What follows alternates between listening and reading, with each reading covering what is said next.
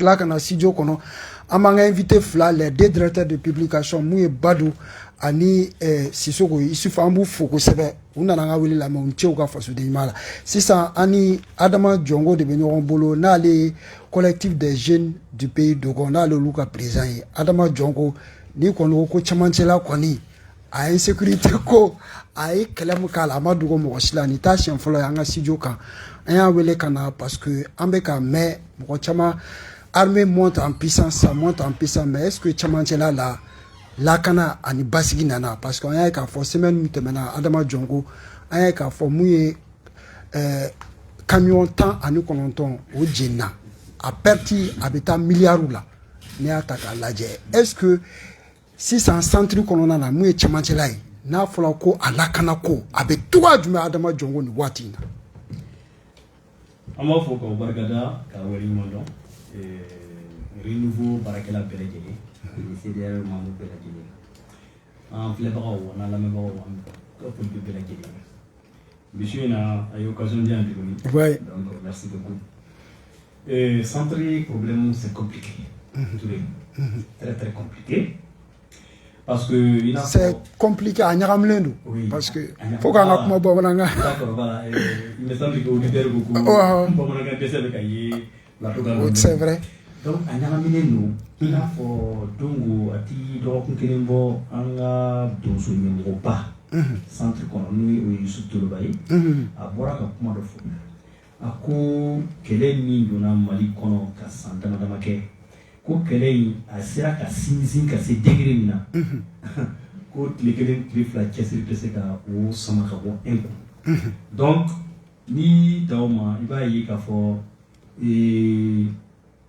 songo fagali ba min kera mobli kono on la ka debakana o kofe fu em muso kono mo ni don jini ko sube o kofe tiere la ala ko tien armi bi ka joke kata mois de décembre là décembre kalo kata bla janvier là kata bla février ni kalo saba armée wuli ka jomi ke banyara na lamina era sababu ye ka bamba jimu jatiga wale kelanu kulu koni ku latu mere ka bo siko bela gelema donc presque am sera fo utunna ikundubo sévaré kata banyara hal moto la ikuti ma kunde hera la na hera mais au tibeni Allah akbar Otara ou la de Kouraï.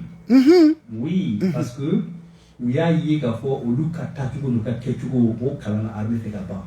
Donc au mana ta yoro la armée qui peut nous faire.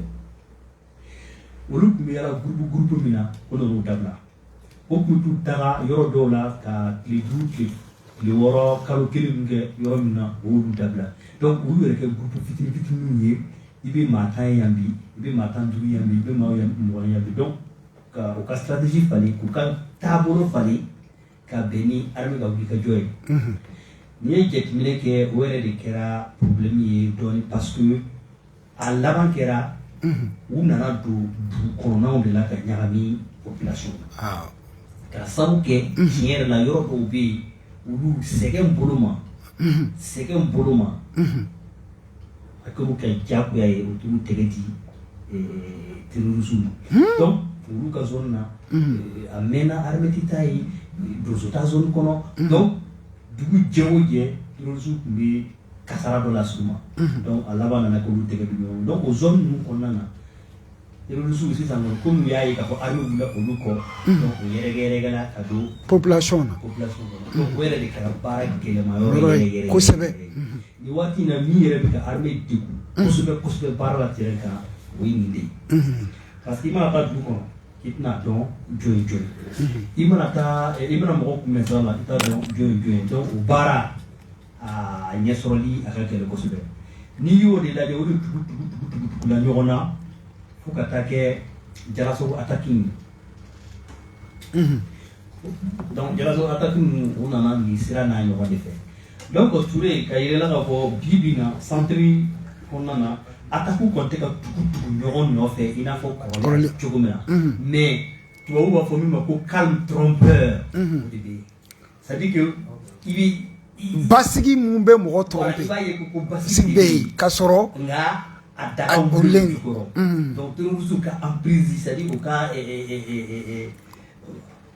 an ka bamanankan jɛni tɛ kosɛbɛ kɔnɔ de donc c'est-à-dire que terroriste ka u ka mara a jugalen bɛ zone caman de kɔnɔna bi bi in na n'i ye pays dɔgɔn ta exemple la Mali centre kɔnɔ commune 68 de don bi an bɛ se k'a fɔ n'a bɔra commune 29 na bon a tɔ ninnu bɛɛ lajɛlen a b'u sagoya la yala cogo min ja ainsi de suite donc a situation générale de filɛ nin ye an bɛ se k'a fɔ a b'o cogo kelen de la fo ka taa ɲɔgɔn fan fɛ n'o tɛ ŋaniya yira kɔni o kɛra wulikajɔw kɛra mais min nana don a sen kɔrɔ sisan nin waati in na o de ye nin ye. Ok, c'est extrêmement important. Il y a chiffre d'ici ça. Mais il y a une pour que nous mettons la main. Au cas dont on l'a eu parce que chamanchela na a commune ou a fin be a maîtrise biboli ba don faut ka don akari. Et bola ka fo 600. Il ka ni nombre mu fo ye chiffre mu fo mo ni be se ka fo marab ça dit que bambagatu nous kelen nous ka woro joli de contrôler centre chamanchela kono na ani woro jume ni wati na comme yere afo ka fo ko finda tuye Chesri Bake, ko parce que woro chama libéré là. Est-ce qu'on se ka don bambagati numbe woro julda ani woro jume sela ka libéré. Am se ka yoro min ta ko exactement 600 yoro ina yi Douaza région, Banyagara région, ani Moti Fankele, ani San Fankele bala amo yoro ide wele ko pays de Ron abe commune Biworo Anchi. Commune Biworo Anchi. Commune Biworo Anchi. Il se ka mugan ani wolonwula de mugan kɔnɔntɔn de ta bi mugan ani kɔnɔntɔn a fɔ ko o kɔni o bɛ jamana sagoya la 100%.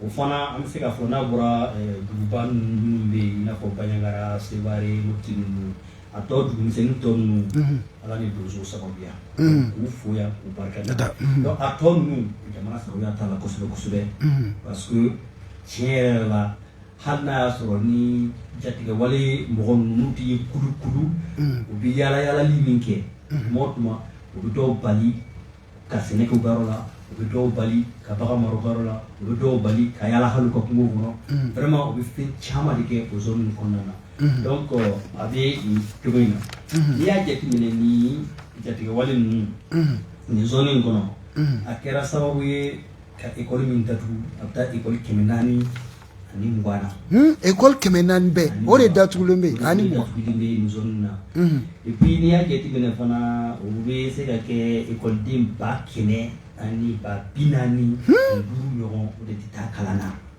a zone kɔnɔ 5 ni be mɔgɔ la siran dɛ o bɛɛ lajɛlen kɔfɛ fana i b'a ye k'a fɔ sɛnɛkɛyɔrɔ min bɛ yen bi zone in kɔnɔna na n'an y'a sigi 100 60 bɛɛ bɛ yen olu tɛ se ka sɛnɛ bilen parce que ni a zone ti terroristes de sago la i b'a sɔrɔ a population wulila ka bɔ yen i y'a ye u bɛɛ déplacé la u bɔl'u ka yɔrɔ la déplacé yɛrɛ bi an bɛ se ka min compter ni zone kɔnɔna na a bɛ taa maa 100,000 na 100,000 personnes donc o ye ça c'est au bas mot maintenant a degun kɔni a kɔlɔlɔ ka ca wulikajɔ min kɔni bɛ yen jusqu'à présent a kɔni ma se ka nani basigi yɛrɛ i n'a fɔ population bɛ a bi la ok k'i ka kuma ka n bɛ profiter i ka kuma nin fɛ i kɛlen ka déplacer ko fɔ ka CDR responsable a n'a ɲɛmɔgɔ fɛ yan parce que déplacer min bɛ jatu la seliba ɲɛkɔrɔ la CDR tala misi an yɛrɛ y'u ka condition ye vraiment an yɛrɛ ka guide promesse ta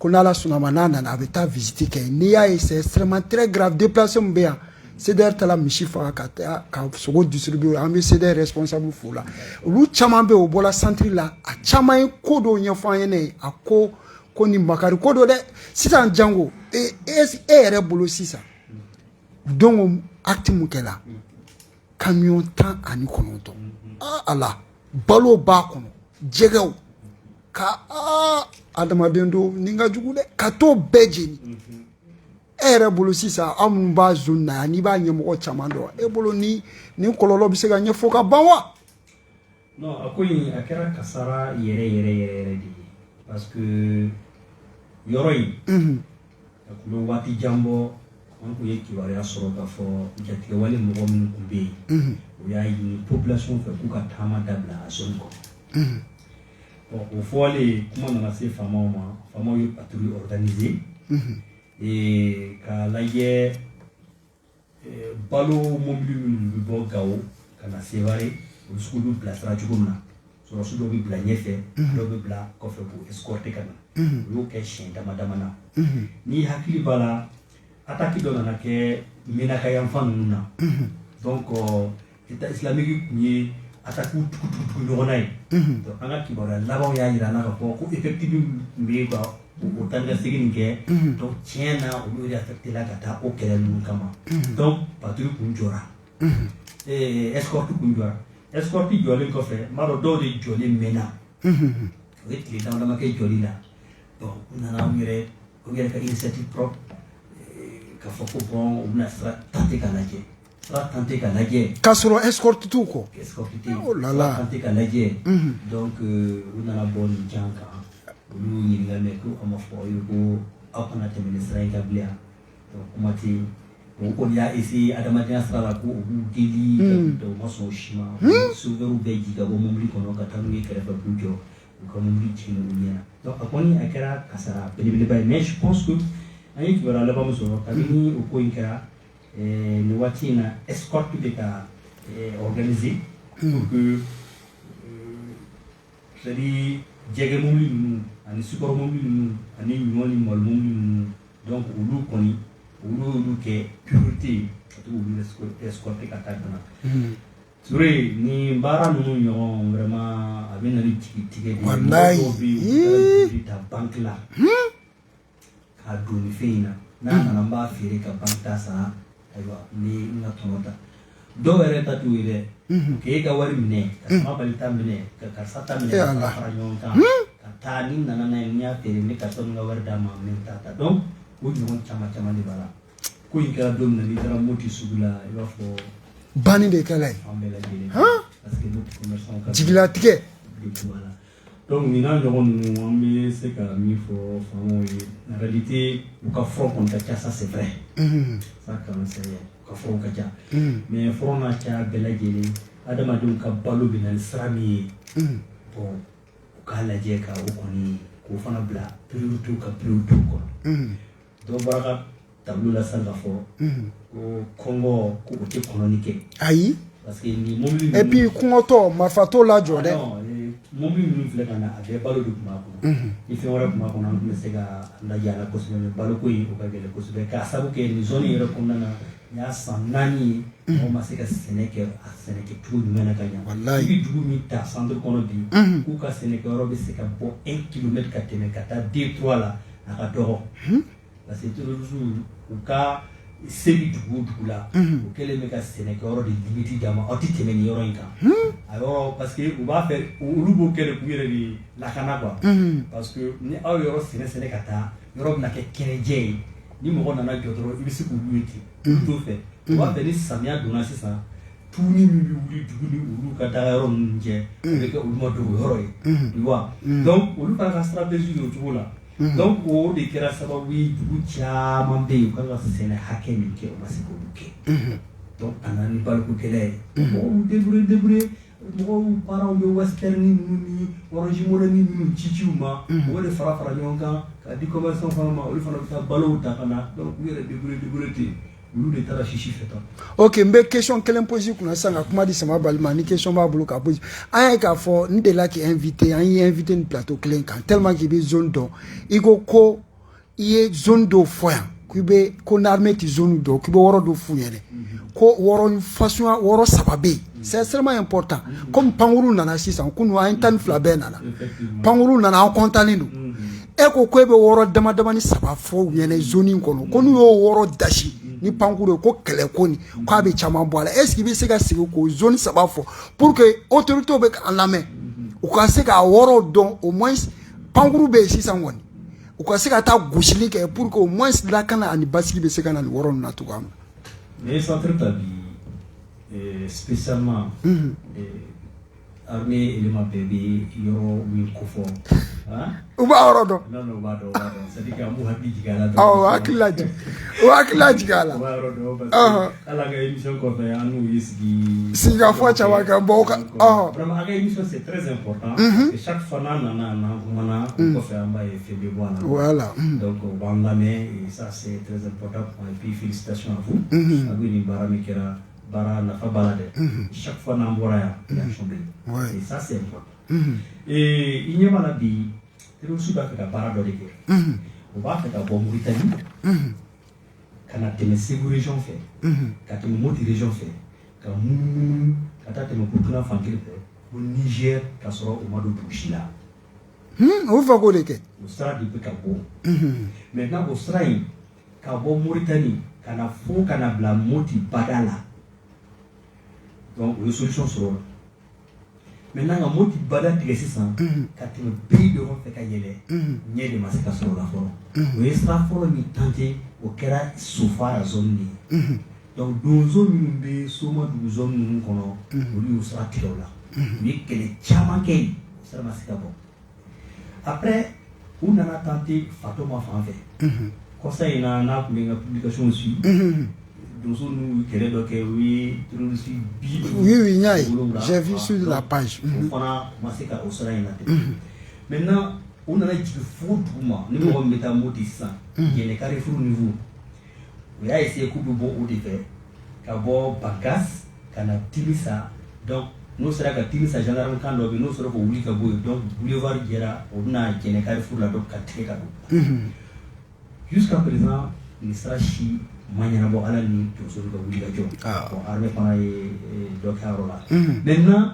ni watina au canton de zone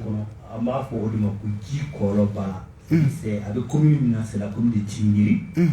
Plusieurs fois il a expliqué aux zones il y a et dernièrement oui base de Sigi vers Sigi du coup de Boyondo boy on a dit ça il a tanga Sigi tu sais tout il faut que femme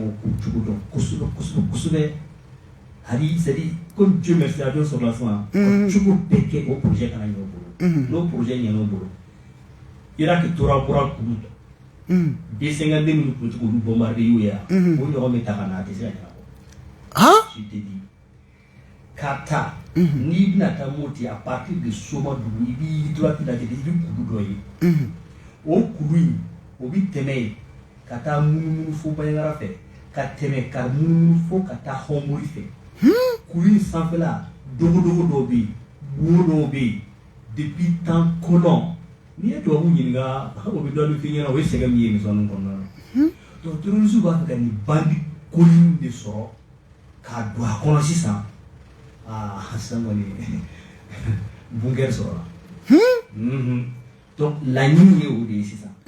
Donc ne yɛrɛ kɔni kɛlen ka avion ye kunu tiɲɛ na Touré ne nisɔndiya. Yɔrɔ dɛ.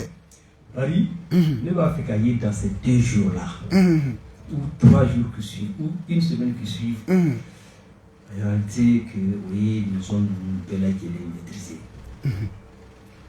Parce que nous sommes maîtriser là je peux dire que centre terroriste koko a bila la saki kɔnɔ. O y'a bannen. Je vous dis. Nous sommes maîtrisés là. Pour le moment, on a essayé qu'à occuper, mais on m'a dit qu'à Taro, on a donné des niveau arme qu'on ni niveau. Je crois que c'est un connu. Quand on a black, faut seulement du niveau là, aux zones occupées de ça, on m'a dit qu'à tailler pour aller dans zones là. Mais nous sera qu'à temer, nous sera dans zones où qu'à temer qu'à tailler fan fait. Donc, il faut que rapidement l'endroit soit pris en charge. Ok. Donc, ça c'est un premier endroit. Un second endroit. Endroit flana, woro flana. Il dit Témé, Bankas là, il va essayer de faire un Burkina Faso. Cordobe, en parlement de l'offre pour sous. Ou quoi, à Dafero Nuna. À Dafero Nuna. Tout bé, forêt au bé. Ni en forme de forêt de Samori.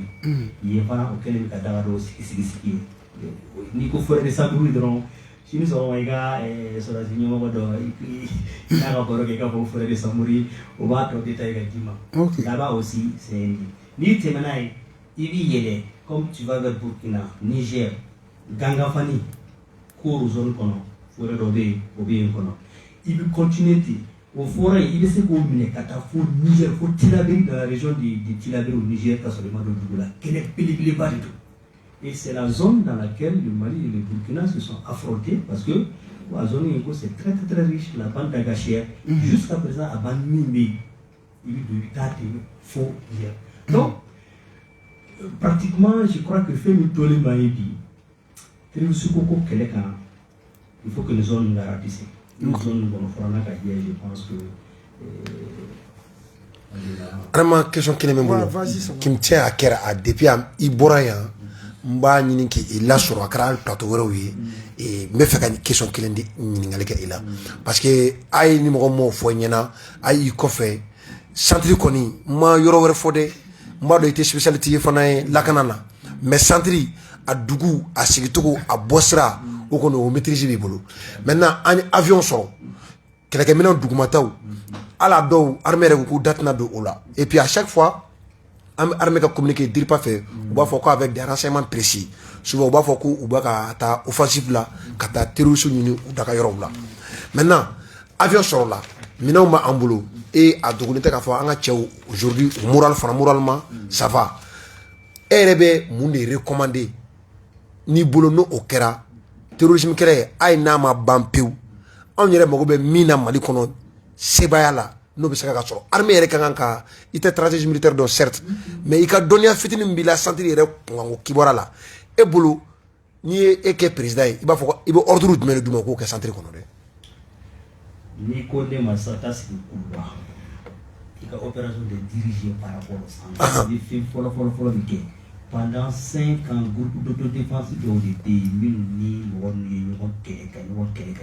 kan shibedon dans Bassago obéi, autodéfense obéi dans la zone de Yono, de Guinée, ainsi de suite. Donc, pendant 5 ans, nous devons faire des gens franchis comme groupe d'autodéfense militaire. Moi, nous sommes avion sur là, on m'a fait un paradame naissant. Yoro du mal de nan yu gaucher, on sait pour que tu aies de zone de laisser confier là. Maintenant, ni aux coordination qui est entre les autodéfenses en armée. Renseignement militaire kono. Voilà la population. Et voilà bi au lieu de stratégie musoro, we kata ou dugu population de l'Union entière, ka soro ka bo ka tuka armée tient dundo armée. Donc aux populations nous aujourd'hui population nous jatike do du la quoi. Il y a renseignement dit ni ma ko si les renseignements fuité là, il vit là kana fa. Donc au yoroni stratégie de ka soro militairement ko ni ka population numéro renseignement dit ko nous protéger avec quelque là. Donc nous sommes là c'est ça kana faroka.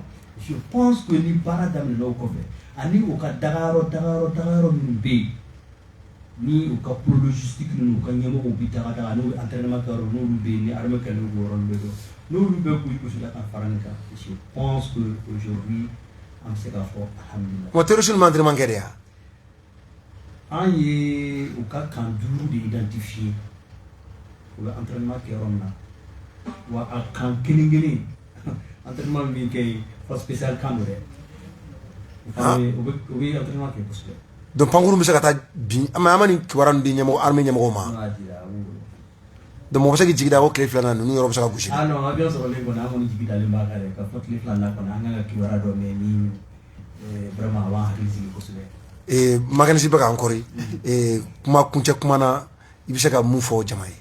D'accord, ne bɛ se ka min fɔ jama ye an bɛ bɛɛ lajɛlen fo surtout ka jamana marabagaw ko kuma fɔ kosɛbɛ ka jira u la k'a fɔ toujours centre kɔni bɛ a ka degun kɔnɔ o ye wulikajɔ min kɛ de décembre jusqu'à février fo ka na bila sisan na a kɔni a sera ka ko yɛlɛma dɔɔni mais bana ma ban donc wulikajɔ min bɛ yen sisan fo dɔ ka fara cɛsiriyala kan. Ka continuer ka lajɛ bibi na minɛn sɔrɔlen kɔfɛ stratégie ɲɛnama jumɛn de bɛ terrain kan an ka se ka ninnu fɛngɛ ka bɔ yen donc ne kɔni bɛ ladilikan min d'u ma réellement autodéfense minnu terrain kan n'u sera ka mɔgɔ ninnu kɛlɛ pendant 5 ans u k'u to kɔ ni kɛlɛ in na. d'accord. ne kɔni ne vraiment ne b'a dɔn a laban y'o ye quoi donc yanni an ka a ko jan an yɛrɛ ma an ka daminɛ n'a ye. D'accord, donc ni kunnafoni wɛrɛw bɔra yanni mercredi wɛrɛ cɛ lakanako la je crois Adama bɛ sɔn ka o kana ka ni kunnafoni wɛrɛw sɔrɔ lakanako la. Non, il est disponible quand il s'agit du Mali. Surtout centre ko bon comme wagati sera sinon Adama a ka promesse yɛrɛ d'a ma au moins n'a sɔrɔ défense ministère y'i wele hali kana taa baara kɛ dɛ nka ka i ɲininka walima i k'a bila u ka disposition na i bɛ se ka kunnafoni dɛmɛ mun se ma walima chef d'état-major général ka dɛmɛ dɔ lase u ma walima armée de l'air chef d'état-major ka dɛmɛ dɔ lase u ma pour que centre kɔni au moins frappe damadɔni komi mɔgɔ tɛ armée ko ɲɛdɔn au moins k'an jigi bɛ min kan o de y'o ye frappe damadɔni ka jigin an ka mɛn ko terroriste 500 o ɲɔgɔn sara quoi. an kɔni b'a ɲini u ka surprise dɔ k'a la. O ka surprise dɔ k'an na quoi. Ok. La surprise agréable dɔ. Voilà, d'accord. Yani mercredi prochain. Inch'Allah.